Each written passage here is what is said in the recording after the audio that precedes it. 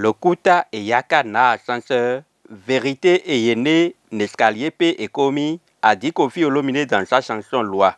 Autrement dit, lorsque le mensonge prend l'ascenseur, la vérité prend l'escalier. Elle met plus de temps, mais finit toujours par y arriver. C'est triste ce spectacle auquel nous assistons dans ce duel de la qualification pour les barrages du Mondial Qatar 2022 entre la République démocratique du Congo de Tienne Tshisekedi et le Bénin de Patrice Talon. En effet, les arbitres de la rencontre avaient montré les limites et les faiblesses. Ils auraient préféré un pot de vin qu'à la dignité de leur sifflet qui les nourrit dignement.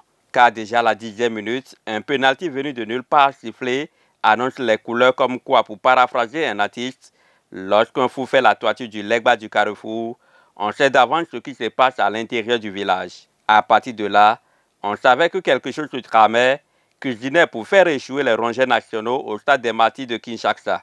Malgré les erreurs ayant entaché le bon déroulement de cette rencontre, les arbitres ont produit un rapport où aucune erreur ne s'y trouve.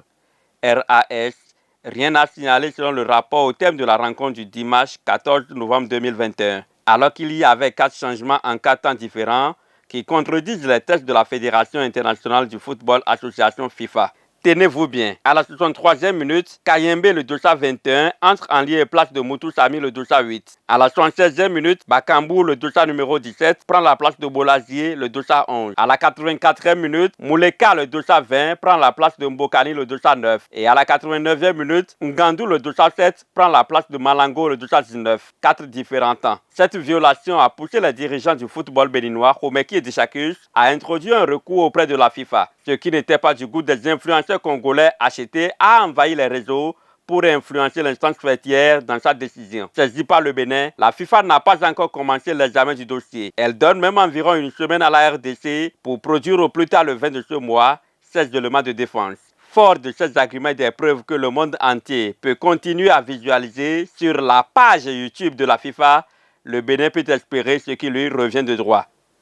On a subi le pénalty fabriqué, mais Dieu nous a sauvés en les poussant à faire des changements au-delà des recommandations des tests de la FIFA. Malgré tout, ils tentent toujours de nier alors que les vidéos sont là pour fonder la légitimité de la requête du Bénin. Restons soudés et positifs. Impossible n'est pas béninois.